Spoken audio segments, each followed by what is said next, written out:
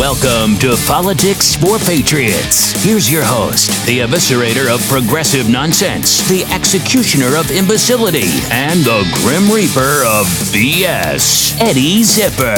Welcome to episode number 63 of the Politics for Patriots podcast. If you haven't yet, please subscribe on iTunes, please leave a review on iTunes, and most of all, please tell all your friends about the show. Today I have some fantastic news for the college kid at Starbucks wearing his Che Guevara t-shirt he bought on Amazon with the money his mom gave him and sipping on his $6 soy macchiato while he tweets on his iPhone about how Venezuela's socialism wasn't the real kind of socialism. Yeah, they always have the best arguments, don't they? You look at them and you go, well, socialism failed again. And people are dying again. Socialism is still 0 for 1,000. Still batting 0. Does that maybe change your opinion of socialism in the slightest? And what do they say? They go, you know, this could be a lot more complex. I mean, it's not just, it might not be just such a simple, you know? All right, so you ready? Here's the great, fantastic news for you. Your hero, Bernie Sanders, is about to jump in the Democratic primary. It's all over the news this morning, right? Every outlet is reporting that Bernie is about to jump into the race. He's about to elbow himself out a little bit of room in the Democratic clown car. Of course, that's only fantastic news for the Bernie bro at the Starbucks on his iPhone and the Che Guevara t-shirt.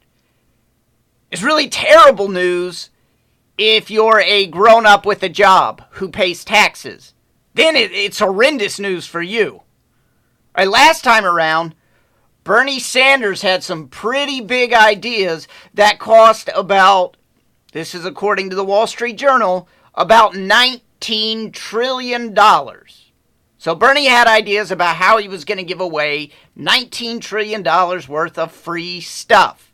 He calls it government funded, but that is a severe misnomer. It is taxpayer funded. The government doesn't have any money. They take our money and then they use it for whatever they're going to use it on. And that's fine when they use it on good things. When they use it for giveaways to buy elections, this is not such a good thing. All right?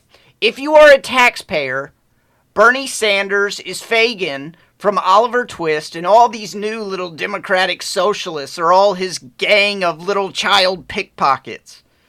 But if you're not a taxpayer, Bernie Sanders is just an old man on a parade float tossing candy at you. So what'll happen, he'll go to all the college towns and he'll speak to crowds of thousands and thousands and he'll promise trillions of dollars worth of free stuff and the kids are going to eat it up.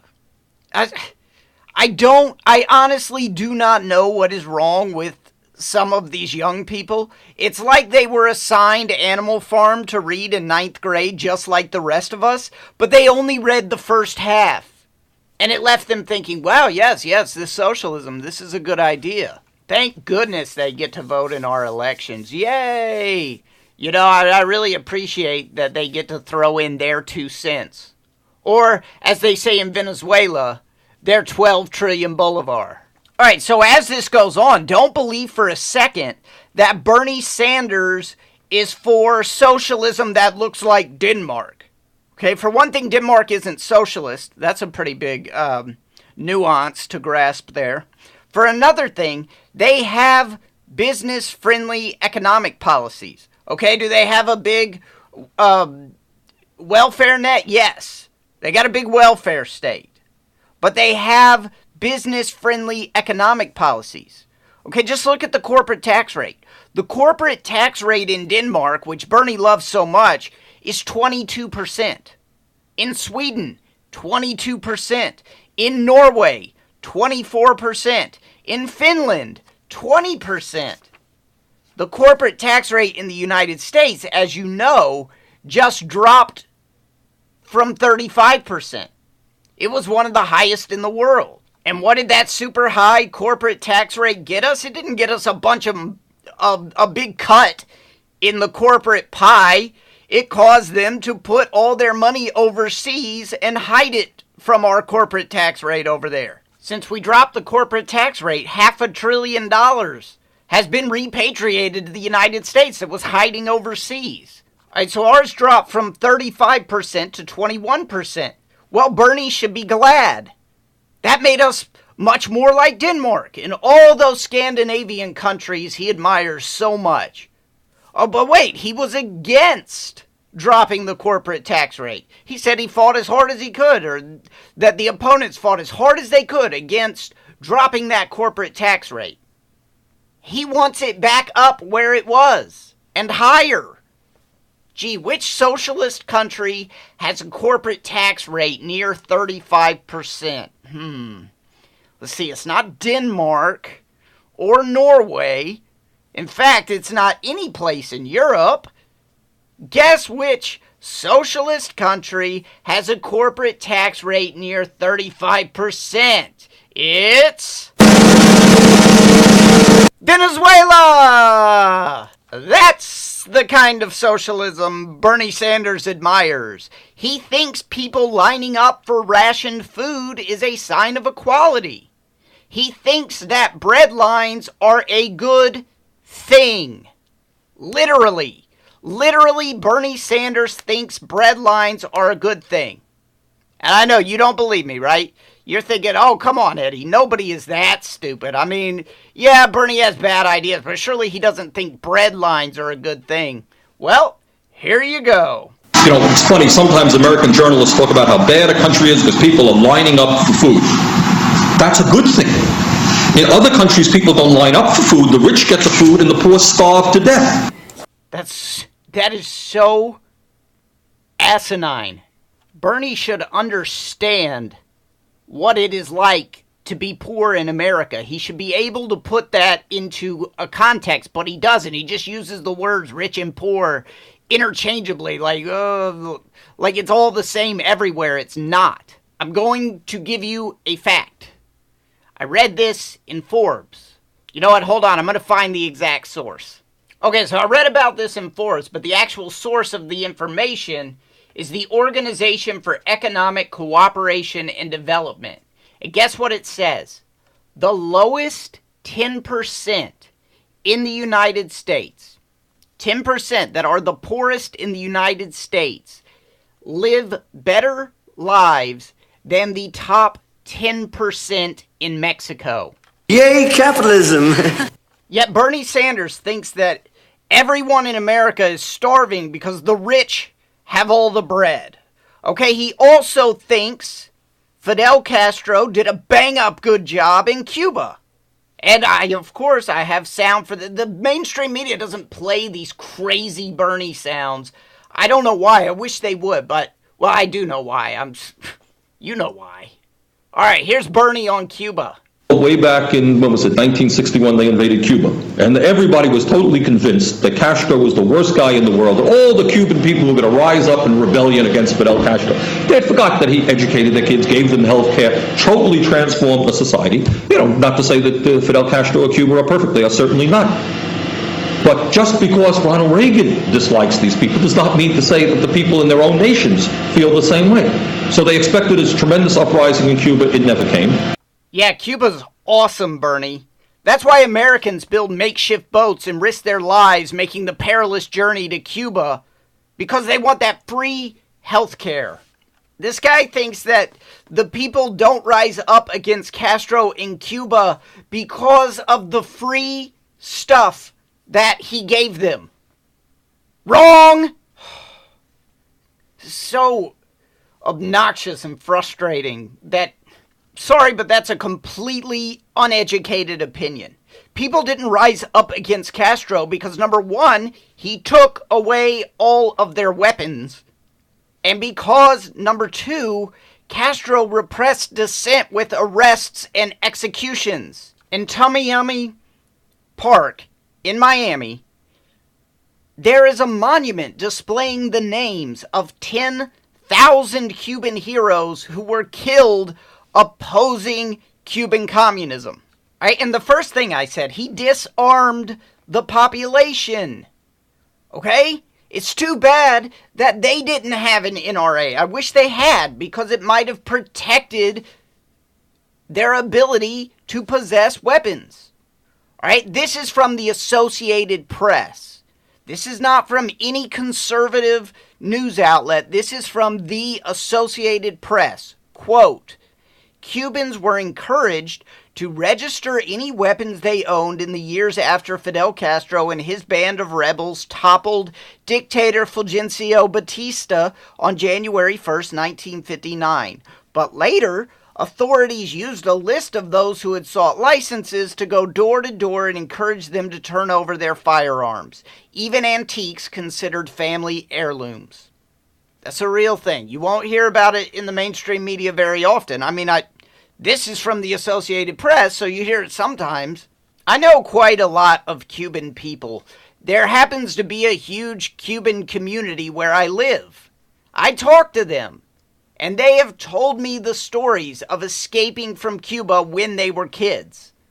Okay, so not only does Bernie Sanders' Fantasyland vision of Cuba ignore the Escambray Rebellion, Brigade 2506, who got slaughtered at the Bay of Pigs, trying to go back and free their country from Castro's tyranny.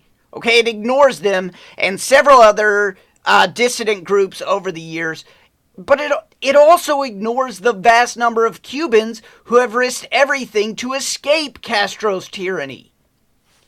Do you understand, Bernie, that 15 to 18% of the world's Cubans live in the United States?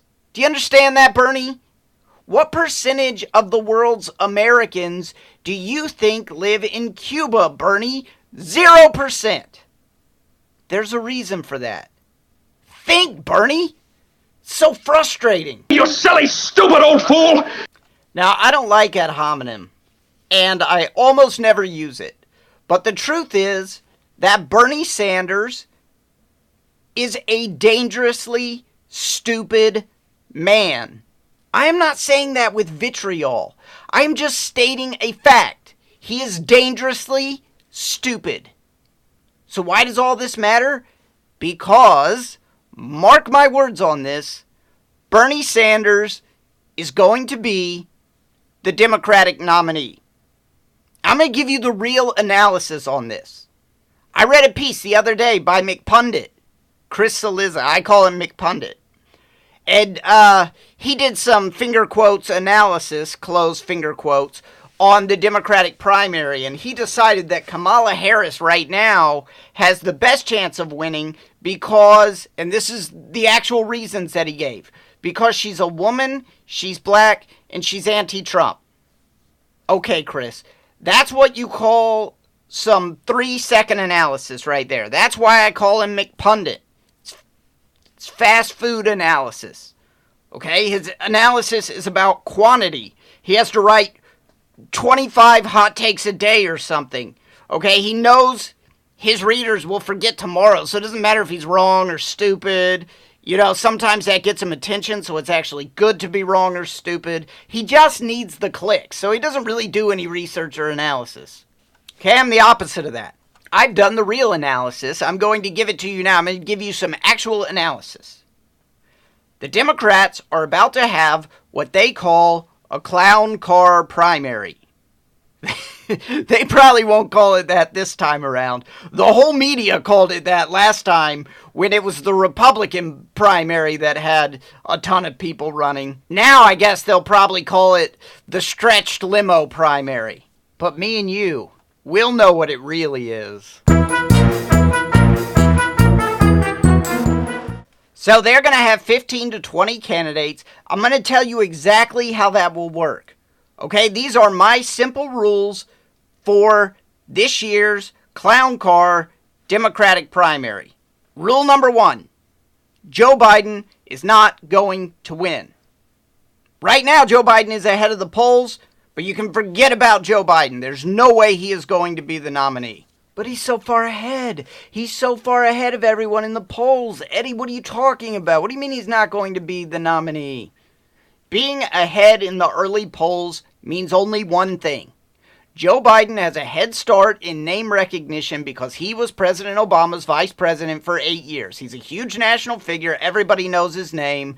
That is literally the worst advantage a candidate could possibly have. Okay, it's like being the biggest buck in Alabama the day deer season starts. He's going to be every other candidate's primary target. Basically, Biden is the Democratic Death Star right now, and the rest of the candidates are X-Wings looking to drop a couple proton torpedoes in his thermal exhaust port. To put it in nerdinese for you.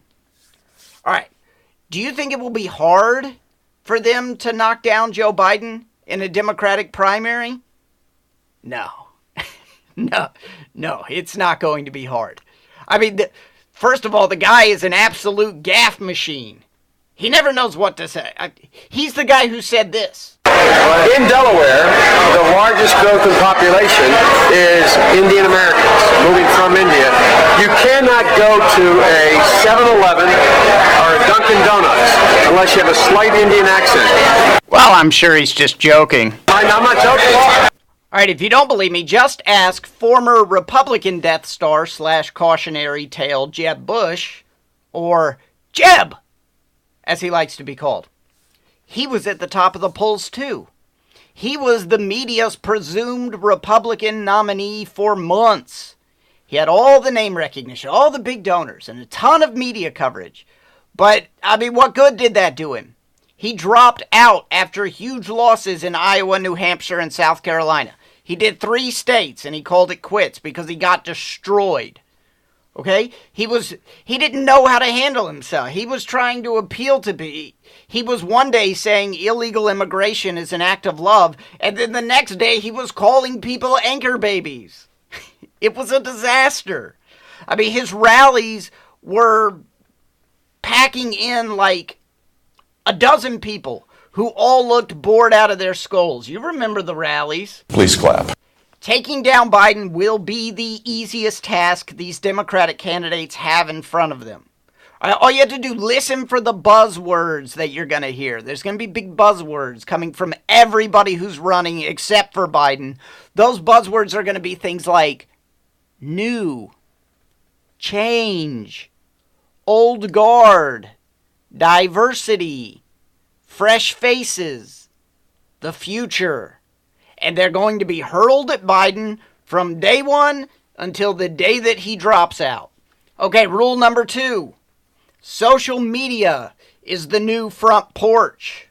I would say social media is everything in this primary, but I'd be understating its importance.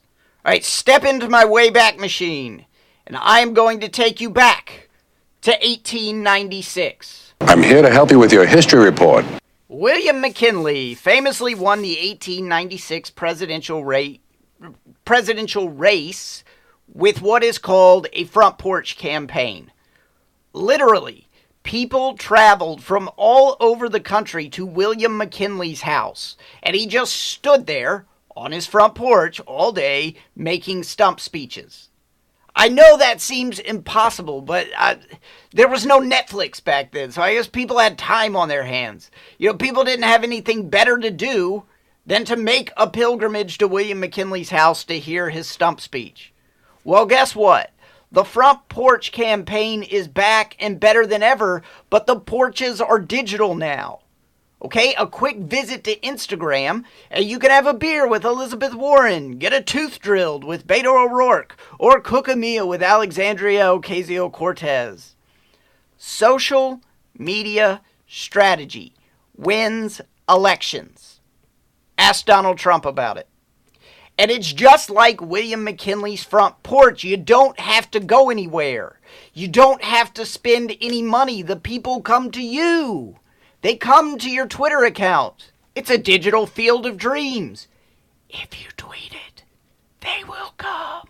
So Bernie Sanders absolutely crushed it on social media last time. When Bernie entered the race last time, Hillary had a 61-point lead over him in the polls. 61 points.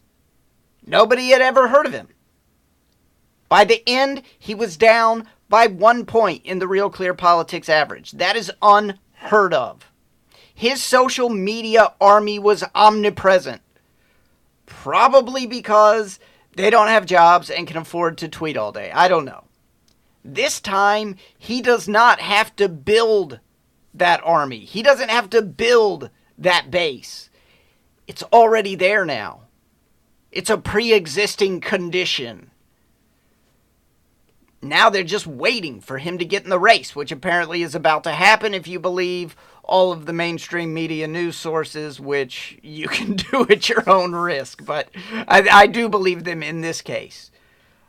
So right now, Sanders is trending on Twitter. Sanders 2020 trending on Twitter as we speak because of all the news stories that he's about to announce his run. You think he trended last time he got in the race in 2016?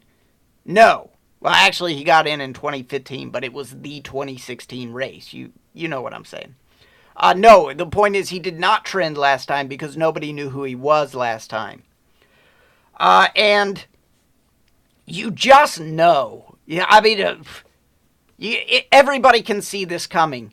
Alexandria Ocasio-Cortez is going to support him. I mean, why wouldn't the Artful Dodger herself support Fagin?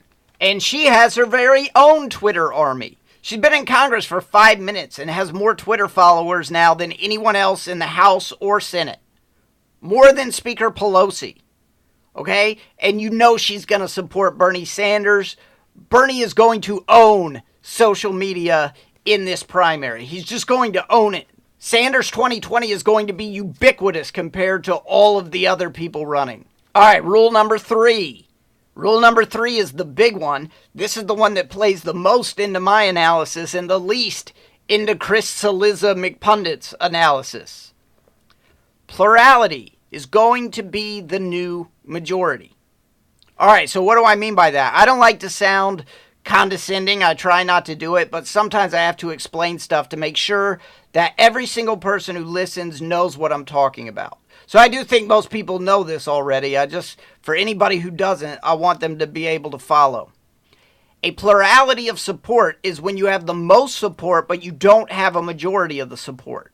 Okay, so in the 2016 Republican primary, Trump won, but he never hit 50% in the polls. He never had a majority support. All throughout, he had the plurality support. Always. He had the plurality, well, not always, but from the time that he said he was going to build a wall and he shot up in the polls, he had the plurality support. At one point, toward the end, it was Trump at 39%. Trump was at 39%. Cruz was at 32%. And Kasich was at 20%. Nobody had a majority of the support, but Trump had a good plurality.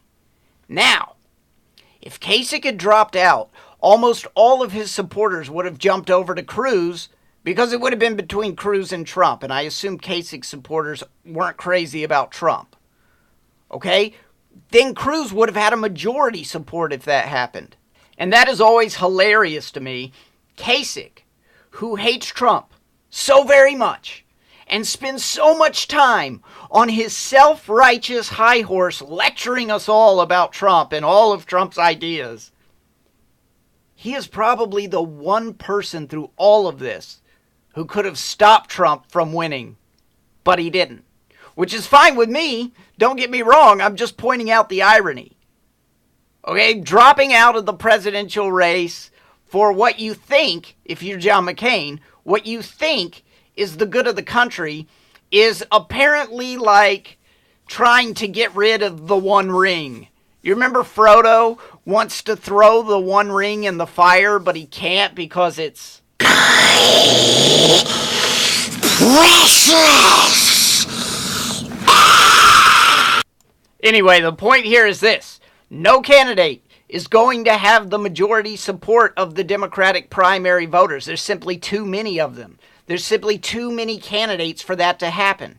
And smart Democrats, and I know what you're thinking, but there are actually some out there. Smart Democrats are going to start begging candidates to drop out. But those candidates, even though they're not going to win, are going to say, well, I can't really drop out of the race because...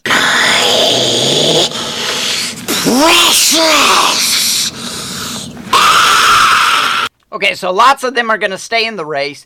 Now, the best way to get a majority of the vote in a two-way race is to present yourself as thoughtful and polished with the best policy ideas, aka you want to be the establishment candidate. Because then all the opinion writers will say, oh yes, he is the polished one with the resume, and that's what they say. And in a two-way race, most of the people are going to get behind you, and that's going to be a good thing for you because you're the establishment candidate.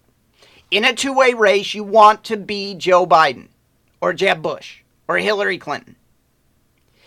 In a 20-way race, it is completely different. In a 20-way race, which will later become a 15-person race, it'll later become a 10-person race, it'll eventually get down to probably 3. In a 20-way race, the best way to get a healthy plurality of the vote is to have the best Twitter insults and the most unsubtle, unnuanced policy ideas. An excited base, huge crowds at your rallies. That's what's going to win this Democratic primary, I guarantee it. By the end, every Democrat will feel like their primary should be hosted by Julie Chen on a soundstage at CBS. Because it's going to be drama. All right, so by packing the primary, Democrats are basically, in my opinion, according to my analysis, which took longer than 5 seconds, because I'm not McPundit, my analysis, they are basically handing this nomination to Bernie Sanders, who already has a big giant base, big enough to carry him to the plurality that he needs. And by handing this nomination to Bernie Sanders, they are probably handing President Trump a second term. If not, God help us all. The point of all this, don't feel the burn. Fear it. All right, that's it for today. Please subscribe on iTunes. Tell your friends about the show, and you can listen to older episodes on my website, www.eddiezipperer.com. That's www.eddiezipperer.com. That's it. I'm out of here. You know, this could be a lot more complex. You just listened to Politics for Patriots with Eddie Zipper. Email the show at patriots@eddiezipper.com. And please subscribe.